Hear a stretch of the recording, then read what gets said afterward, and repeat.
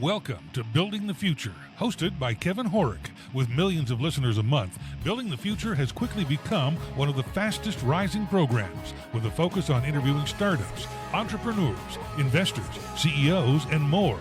The radio and TV show airs in 15 markets across the globe, including Silicon Valley. For full showtimes, past episodes, or to sponsor the show, please visit buildingthefutureshow.com.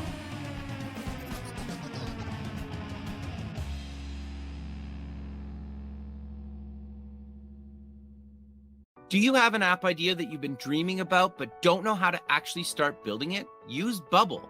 I've been using Bubble for a number of years now. It's an extremely powerful no-code platform that enables you to build, launch, and scale real products without investing thousands of dollars on engineers, designers, or spending time trying to code it yourself. Use Bubble's visual drag and drop tool to create really anything from marketplaces, SaaS products, and so much more. Join over 2 million people, including myself, already using Bubble to launch and grow businesses. Welcome back to the show. Today we have Esther Sperber. She's the owner at Studio ST Architects. Esther, welcome to the show. Hey, thanks for having me. I'm Yeah, glad to be here. Yeah, I'm excited to have you on the show. I think what you guys are doing is really innovative and cool, but maybe before we get into all that, let's get to know you a little bit better and start off with where you grew up. Sure. So I'm actually originally from Israel. I grew up in Jerusalem. Oh, cool. Yeah, and I went to architecture school over there, and at the Technion, which is in Haifa. It's kind of a MIT-ish kind of university. And then I came to New York to do a one-year master's at Columbia University, and intended to stay for a year or two afterwards to work. And 20 something years later, I'm still here. Very cool. So what got you passionate about architecture at an early age? That's a great question. So, growing up, I don't think I knew any architects, and I'm not sure I was even so clear on what architects do as a profession. Okay. I loved art, and I also was kind of into some science stuff. And when I was thinking about what I wanted to study, I was debating between graphic design and architecture, and I kind of had a hunch that I might really like architecture, but because it seemed to be a really great synthesis of all kinds of different things, both the artistic and the kind of practical and the scientific side of it. But because it's not something you really experience in school, it was a little bit of a gamble. But I applied and got in, and I immediately loved it. Like my first semester, I was just so happy. Studio, people stay up all night building their models and coming up with designs, and I knew immediately that was something I wanted to do. Very cool. Well, and I've never been, but I'm assuming the architecture in Israel is probably amazing, right? Like the inspiration just everywhere you go, because it's such an old place, right? Yeah, it's a really interesting mix because there are some really ancient buildings and unbelievable archaeology. Okay. But then, there's also like a lot of 20th century and 21st century stuff. So it's an interesting mix of very old and very new. That's cool.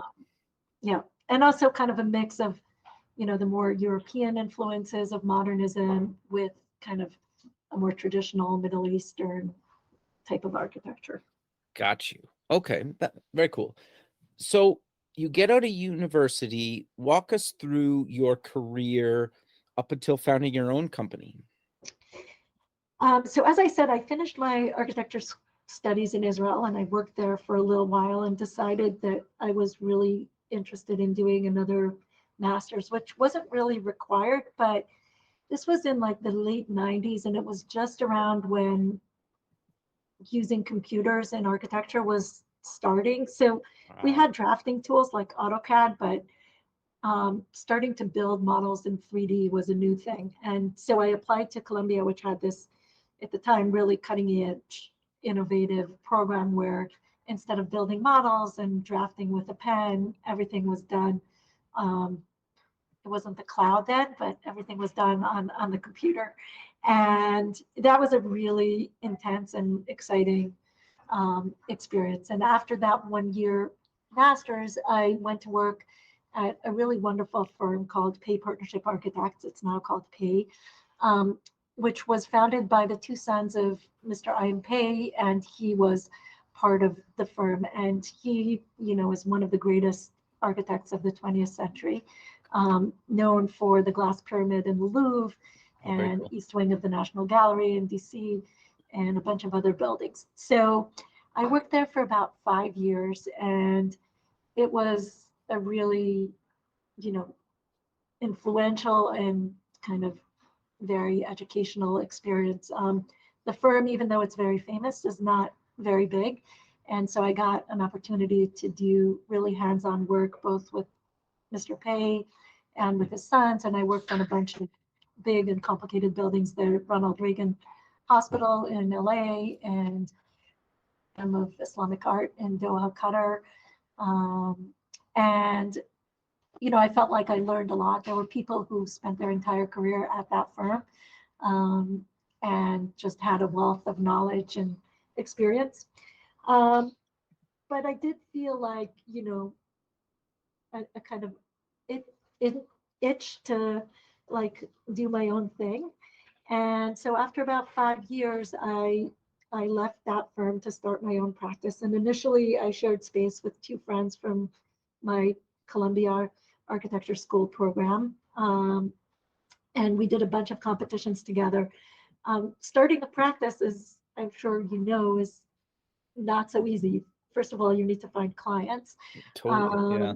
And so we had a few small projects. And then we spent a lot of time just really creating a portfolio of kind of to show what we could do, which was what we did while we were doing these competitions. So we have entered these big international competitions, which our chances for winning were not that great, but it was a way to have, to show someone, hey, this is like this is the kind of museum, this is the kind of library I would do if I had the chance. And slowly we got, a bunch of clients and started getting more work. My two friends that I started out with ended up moving back to Europe, and they're in Paris right now. And so I was kind of left on my own to grow the business and, go on from there. Very cool. So you've run the company for close to 20 years now. How has it evolved into how has it evolved over the last 20 years, and what type of stuff are you doing and designing currently? So yeah, it's interesting to kind of look back at the 20 years and what has changed and what is the same. So some things are, we have a bigger firm, we have more people, we have great staff, which I'm super grateful for. I would say that we have kind of grown really steadily and slowly. And our projects have become kind of bigger and more complex over the years. So we started out with smaller, apartment renovations in Manhattan, kitchens and bathrooms, and then added to that portfolio some more institutional work. So we've done some work for schools. We did back about 10 years ago a big renovation of a community center, the 14th Street Y. But I would say in the last 3 years, we've really kind of grown from being 2 or 3 people to being 8 people on staff and running much bigger projects. So in the last, actually over the pandemic, we've kind of had our biggest growth spurt, which is kind of strange. So we just finished our first ground up apartment building that was about $6 million construction cost. We're finishing up 2 big synagogue renovations, one in Manhattan and one near Chicago. And our residential interior projects have also kind of grown from, the kitchen and bathrooms to full gut renovations, duplexes, and larger apartments that are, 3, 4, 5, 6,000 square feet. It's been really interesting to kind of look at what is different and what is the same. There are many things about architecture that are the same on every scale. So whether you're doing a small project or a big project, you're going through the filing process with the municipality, you're dealing with clients' anxiety, you're managing contractors. But obviously, as the projects become bigger, there's more supervision and more drafting and more specifications that you need to do. So, I feel good about kind of growing at a kind of slow and steady pace and being able to get to a point where we feel confident about these bigger and more complex projects. Sure. So how do you come up with your initial ideas? Because you just outlined, obviously, doing interior renovation to like the Prague Library, and then some of the sustainable stuff that you've done. Obviously, some of that stuff just based on the materials and budget, you can maybe do something a little bit more creative than, not, I guess, right? Whereas like something like the Prague Library looks really cool. Like, how do you come up with your ideas and kind of stay current and modern and, do you know what I'm getting at? Yeah, it's a great question. Like, I think, so many philosophers and psychologists and other people in other fields have kind of tried to figure out how people do creative work and what triggers that and how you can foster that. I'm not sure I have one good answer for that, but I would say that in architecture, I think every problem is a unique problem because each site is different, the program is different, the clients are different, the location.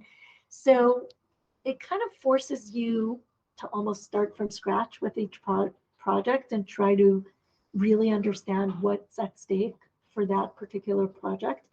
But then with that, there's also kind of a body of knowledge that you acquire or habits or, instincts that you get over time, which maybe help you jumpstart that process. So you talked about the Prague Library, which was a competition entry we did a while back and actually got to like the semifinals. Okay. That was really focused on the particular situation of that library. It was a kind of library where only a small part of it was accessible to visitors, and most of it was going to be like book stacks. So we were trying to come up with an idea that would visually and formally express that. So it was like, a very dense structure that was based on bookshelves, basically like a huge book stack. And then we were carving out of that these open spaces where people would be able to access the books. So reading halls, conference room, cafeteria. And so we ended up with this kind of almost strange structure that was like this very dense, almost like web of structure with these like carved out strange cathedral type of spaces. And I think that was specific to that particular kind of library. And another project that I can think of that has like a very clear concept is our 14th Street Y renovation, where it's a community center and it had like a very strange circulation system where you came into like a little hallway that seemed like a doctor's office. And when we looked at it, we thought, let's try to celebrate the fact that this is a community center and all kinds of different things happen at the same time. So even though there's no like clear circulation space, we can actually enjoy the fact that you have to go from one space to another and see all these different things that are happening. So we created these bands of activity, like a big new lobby, and then locker rooms and fitness center and the pool, and that like bands of organization that had different colors and different lighting helped express the fact that you were going through these different areas, and that this was, not your Equinox, but some kind of more communal experience where you see all kinds of different people doing different things. Very cool. Interesting. So I'm curious to know, how do you, because you do so many different things in so many different kind of industries, do you approach a project kind of the same way from like a budgeting and deliverable stance, or how is it similar and different? Because obviously doing like a big building or something for like a religious building or a housing project, is it the same or is it different, or walk us through that? I think there are things about our approach that are similar to each project, Okay. but there are obviously different problems and different budgets and different timelines that we're trying to accommodate, right? So, I think one thing that's really important when you start any project is to try to figure out, especially with renovations, why we're coming here to change something. What is missing? What are the deficiencies of the space as it is now? So, for example, we have recently been working on a renovation of a synagogue here in Manhattan, and the problems with their existing building, which is about 100 years old, were pretty clear both to us and the client. Their lobby was way too small. The sanctuary wasn't accessible. There was no elevator that went up to that level. In addition to like aesthetic problems of, just being old and dreary, and systems that were missing, like air conditioning. So those were like the first things that obviously we were trying to fix with our new design. We relocated their offices and opened up a wall so we could make a bigger lobby. We found a spot for this new elevator. We created bathrooms and coat rooms and all these missing things. But then in terms of budgets and schedules, it's very different for different projects. So at least from our experience, our institutional clients usually have a very tight budget. It depends on fundraising, and there isn't money coming in from anywhere. So we have to be really creative on how to create something that is durable and beautiful and functional within the budget that they're able to raise. Some of the more residential projects, especially if it's for individual clients, have a bit of a more flexible budget. And, if they love a really gorgeous stone, they're, often happy to pay extra for it. Whereas in an institutional project, you kind of have to really stick to the original budget. Yeah, that makes sense. Does that make sense? Yeah, no, that makes sense. I guess the other thing too is just how we live today is obviously a lot different than it was 100 years ago. But then I'm curious, how has the pandemic changed, or has it changed how you guys come at a project? Because obviously I think just a lot of people now want a home office if they didn't have one, or they maybe want to get a better home office, or what have you seen? How is it similar or different, just kind of now coming out of the pandemic? That's a great question. I think it's really interesting. And I think we're just like in the beginning of trying to figure out how the built environment in general is going to shift post-pandemic. I think it's true for apartments, like you mentioned, and it's also true for, how we use the public spaces of cities and schools and hospitals and all of that. But if I could say, so one of the projects I mentioned was our apartment building in Jersey City, which is 10 apartments and a ground floor commercial space. And our client, it was really interesting because we did most of the design before the pandemic. And Right. our client was really adamant that each apartment had to have outdoor space, like some kind of terrace or backyard, and also that he wanted a shared roof terrace with a garden, in addition to some other nice things like a bike room and little fitness center. And I think he was really fortunate for having that kind of insight even before the pandemic, because as soon as the building was finished, which was in um, early summer of 2020, like around July, August, Right. the apartments were really like rented within a week. Oh, wow. Because I think these amenities are something that now we all value so much and realize how important they are. So having, outdoor space is, I think, something so many people want now. I think what you mentioned about home offices is something that's here to stay. Like most people, even if they're back to working in an office, are still not going in every day.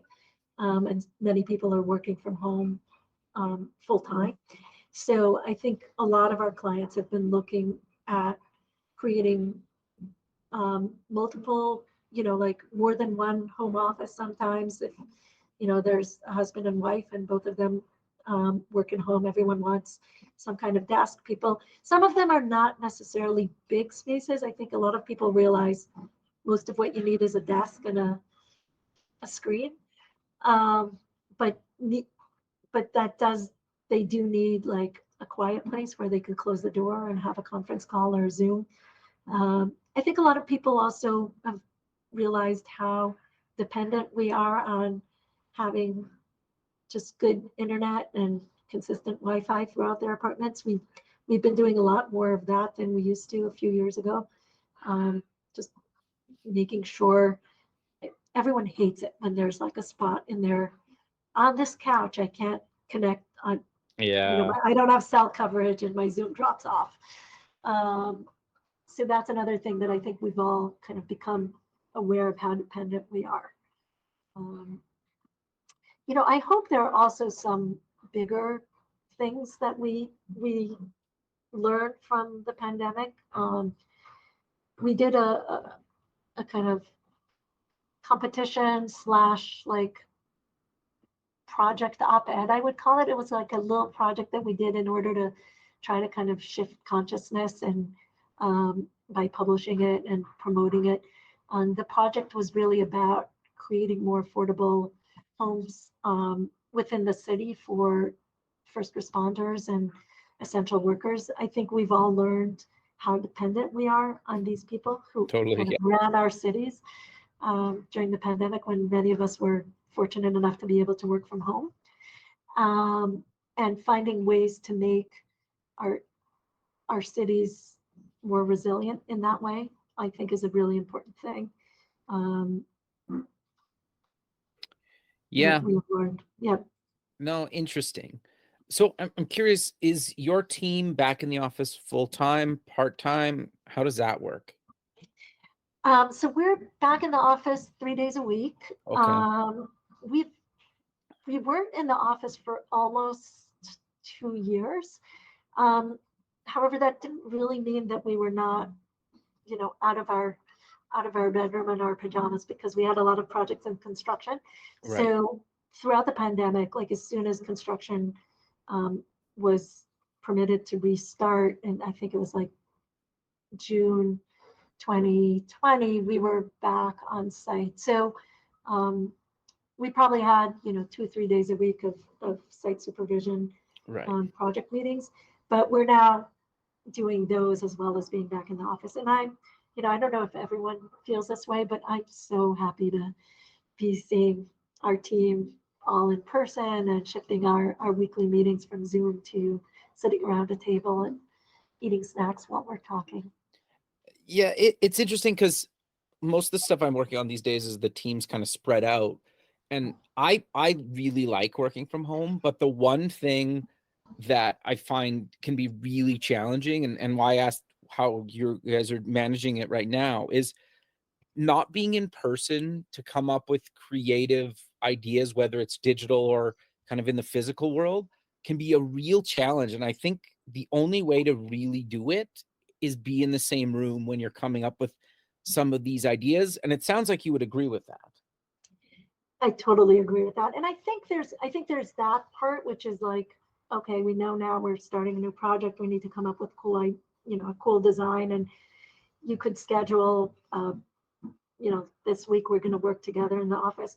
But I actually think that there's a lot of other residual stuff that happens when people are in the same space that might seem less important, but I feel like it's really crucial. Like just someone walking over to someone else's desk and saying, hey, can you show me how you did this detail on another project? Or do you have the phone number of this fabricator? I feel like there's a lot of good kind of chance and it's not even like the water fountain conversations. It's really a little more practical, but just so fast to do when you're sitting in the same place. And so clunky when it's like, when you're trying to use Teams or Slack or Zoom to, bounce off those kind of very quick little questions. No, that makes sense. So I'm curious, how have you, or what advice do you give to other women in the architecture space? Because there's probably not that many of you, and it's probably been a struggle at times because of that. Is that fair to say? Yeah, it's definitely fair to say. I mean, the profession is still very male dominated. I think there's like 17% of architecture firms are owned by women. Oh, wow. Actually, it might even be less than that. And the profession, it's not just that our, little bubble of architects are very male. It's also the industry, like the consultants, the engineers, the contractors, the guys who actually are building the stuff. They're often, no women other than, or me and some person from my team that are involved. It's interesting. I think I have found that, when you start a new project or start meeting with a new contractor or come on the construction site, often there's some hesitation on their side to listen. They're little, does she know what she's talking about? Why do we need to listen to her? We've built things all our life. But pretty quickly we typically kind of earn people's trust by, showing that we know what we're doing and we're smart and we're willing to listen, and try to create a really collaborative and productive type of working alliance.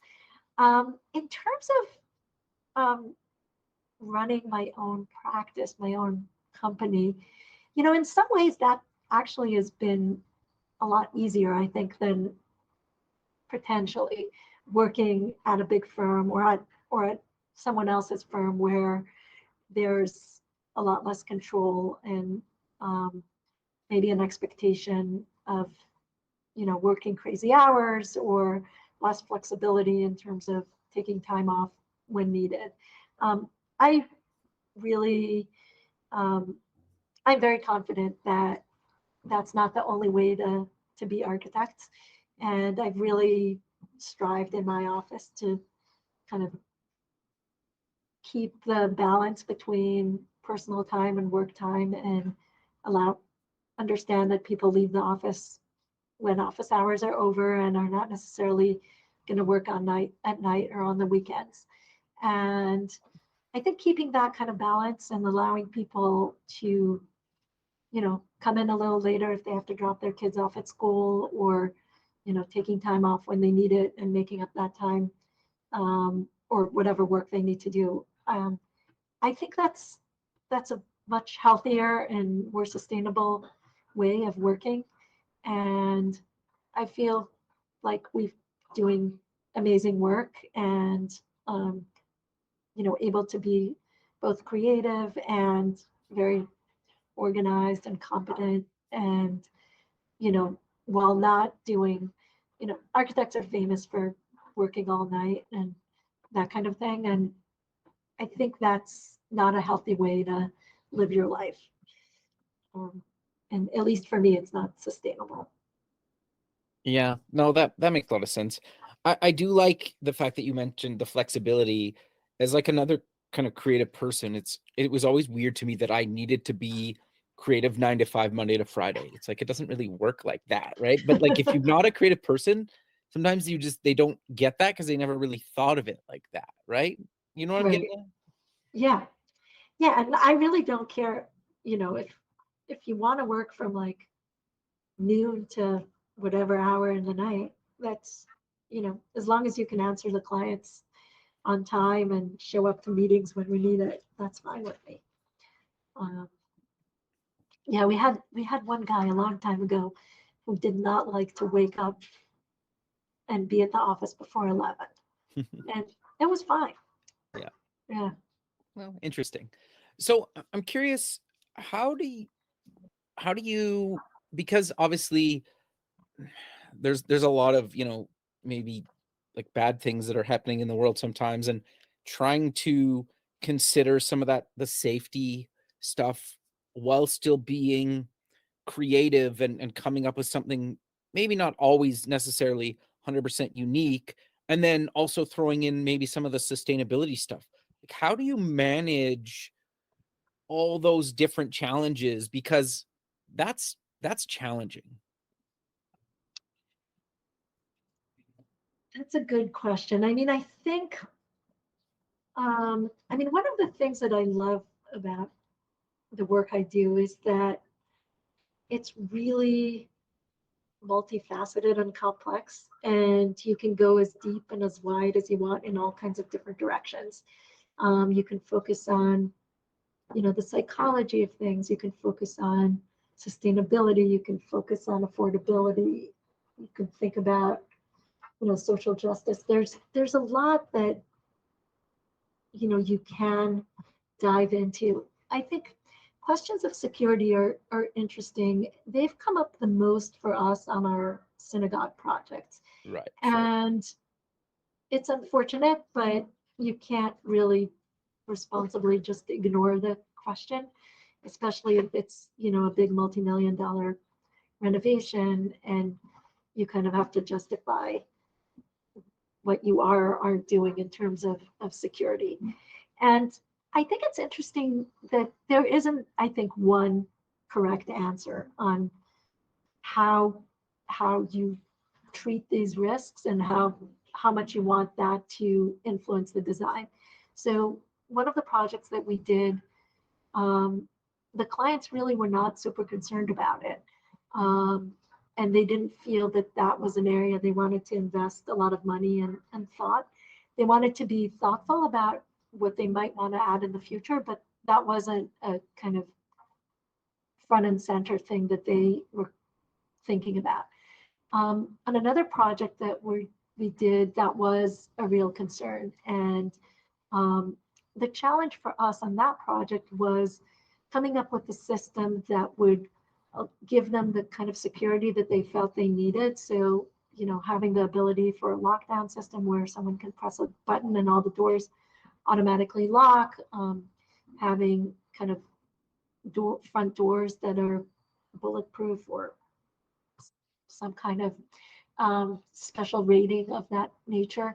But while doing all of that, making sure that the space doesn't feel like a fortress, because that was never the intention, right?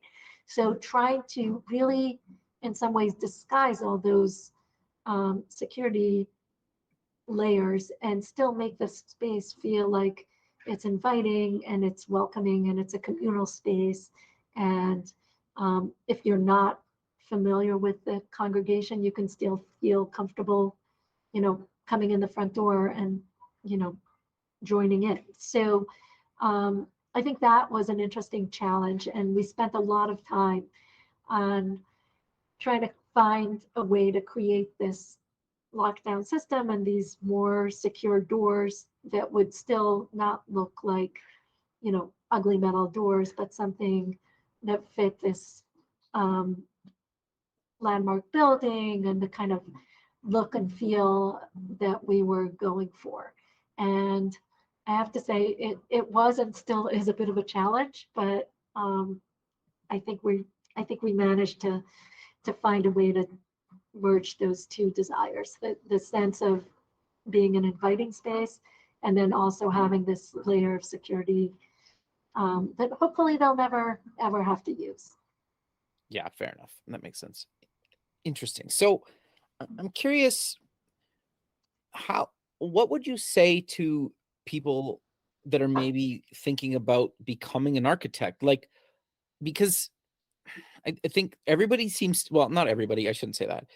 Like, obviously GTP, and everybody's worried that a bunch of their jobs are going to get automated, and that may or may not happen. We don't need to talk about that, but like, where do you see the future of architecture going, and how do you inspire people to maybe go into the space, especially if maybe it's a young girl that, because there's not a lot of girls in the space?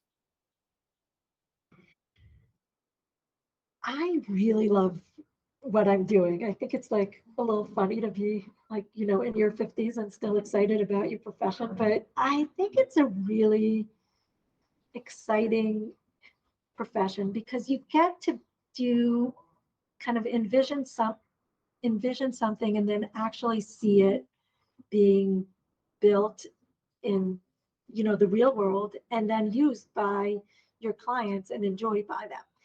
And I think one of the interesting things, so I don't know how AI will affect the design process. I think it's really hard to imagine how this will be taken over by these type of tools, but I hope that the dreary parts of it will be, automated in some ways, like, making lists of windows and door Sure. handles. I would love to stop doing that stuff. Sure. So I think there might be a way for automation to help us, be more efficient and maybe even more accurate on some of those things, and then still give us a lot of freedom to do the design part, to do the I love the design part. I also really love the construction administration part because there are always problems that come up, and there's a lot of like common sense problem solving and innovative problem solving, like coming up with something new of how to resolve something that you could not have anticipated. I think there's a lot of interpersonal stuff that goes into this profession. It's not, you're not just sitting at your computer. There's a lot of hand holding of the clients and negotiating and collaborating with engineers and with contractors. And I doubt that part can be replaced by something other than human beings. And I find that I think it's a really, really exciting profession. And I don't really see any reason why, a young girl should shy away from it. I think it's a great place to be. I think,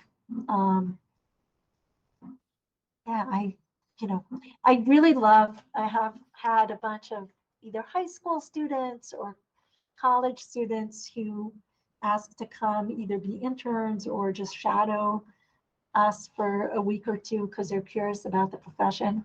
I think the vast majority of them actually have been women. And I'm always really happy to do that because I feel like it is an opportunity for younger women to experience a profession that they're probably less familiar with and maybe be excited about it. Yeah, no, I think that's good advice. The other thing too is if everybody has access to the same AI tools and it generates basically the same type of thing, sure, that might be an okay starting point, but it's really where a human being takes it from there, right? Or many human beings take it from there. And, and then to your point, it's, well, how is it going to solve all these combination of things that come up along the way, right? Like we're pretty far away from any of that, if that's ever even a reality. Yeah. I mean, it might be more useful for like, when you're building, if you wanted to build a building that's made out of modular elements, Right. you designed it and fabricated. I think that could be a really straightforward and interesting AI project. But, people in architecture schools and the professors there are all really geeky about some of this stuff and trying to figure it out. So I'm curious what innovations are going to come out in that space. Yeah, that makes some sense. I'm curious to get your thoughts on some of the sustainability stuff, because I've heard mixed thoughts on some of that stuff, from it's just not cost effective yet, to yeah, everybody should kind of be doing that, and everywhere in between. What are your thoughts on kind of building sustainable buildings in residential, and just kind of as somebody that's in it and doing it? I think the question of cost effectiveness, I think, was more true like a few years ago. I think it Okay. has kind of, I don't think the cost is significantly more. You know, I think we don't really have much of a choice, right? I think Right. I think we know that there's climate change happening. I think buildings are one of the things that contribute to that, both in terms of their energy use and trying to make buildings more energy efficient, by designing their exteriors better, by designing systems like air conditioning and lighting that are more energy efficient. I think those kind of things are no-brainers. And I think it's becoming kind of standard to do as much as possible in that direction. I think questions of like, you know, how materials have been manufactured is a little bit harder to trace, right? Like where it was Right. been made and how much, you know, the carbon footprint of it. And that is a much harder thing to trace, and especially in kind of a global world where different elements are made in different places. But I think there has been a lot of work done in that direction, and people are more cognizant of that. I think the other piece that we've been very involved in is, because a lot of our work is renovations, is just thinking about that. Like we have a lot of existing buildings, and some of them are really inefficient energy wise. And how can we bring them up to 21st century? And also being aware that keeping these old buildings is much better for the environment than demolishing them and starting from scratch. Right. And so there's a value in this kind of being in that renovation adaptive space, trying to respect like these buildings and what, you know, the logic of how they were built, and then also trying to see, you know, how we can make them much better. And that's something that we are very focused on. Sure. So you do a lot of kind of public speaking and talks and lectures. What do you like to cover in those? I love speaking about kind of the intersection of psychology and psychoanalysis and architecture, kind of understanding how space affects people, affects families, affects society. I've also been very interested in synagogues, but not just synagogues, kind of worship space, and how spaces created for community can bridge the sense of needing to, especially in sanctuaries and spaces for worship, where you want to both feel the sense of a communal experience. You want to hear everyone singing together. You want to kind of sense that holding environment. And then on the other hand, you want to also be able to have a kind of individual spiritual experience, and how we can kind of think about that when we're doing design work, you know, try to balance those two needs, the need for feeling that you're with other people and the need to be able to kind of have a personal experience. Interesting. What's the story behind the name ST? Just curious. So my name is Esther, but growing up, my nickname was Esty, which is kind of a shortened version. And so the letters ST came to kind of be a play on that SD. Very cool. But Yeah. we're kind of coming to the end of the show. So how about we close with mentioning where people can get more information about yourself, the company, and any other links you want to mention? Yeah, thank you. Well, I guess the best place to go is our website, www.studio-st.com. But if you Google my name, Esther Sperber, I think all our socials and LinkedIn and Instagram and etc. will show up. Perfect, Esther. Well, I really appreciate you taking the time out of your day to be on the show, and I look forward to keeping in touch with you and have a good rest of your day. Great. Thank you so much for having me. It was really interesting and fun to kind of think out loud together. Yeah, thank you. Okay, bye. Bye-bye. Thanks for listening. Please visit our website at buildingthefutureshow.com to join the free community, sign up for our newsletter, or to sponsor the show. The music is done by Electric Mantra. You can check him out at electricmantra.com and keep building the future.